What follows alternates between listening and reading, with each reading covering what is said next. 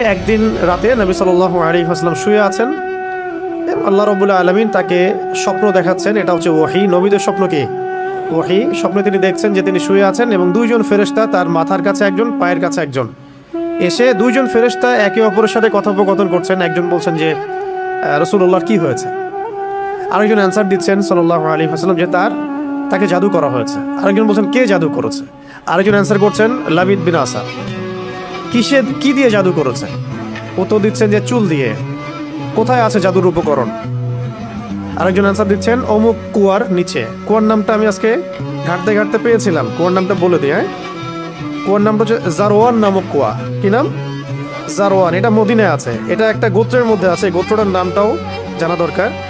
এগুলো আমি একটু ঘাটাঘাটি করছিলাম যে গোত্রের নামটা কি, কোন গোত্র এই কাজটা করেছিল। বনু জুরাইক গোত্র। অনেকগুলো গোত্র ছিল, বনু কোরাইজা, বনু কাইনুকা, বনু নাজির, এরকম অনেকগুলো গোত্র ছিল না?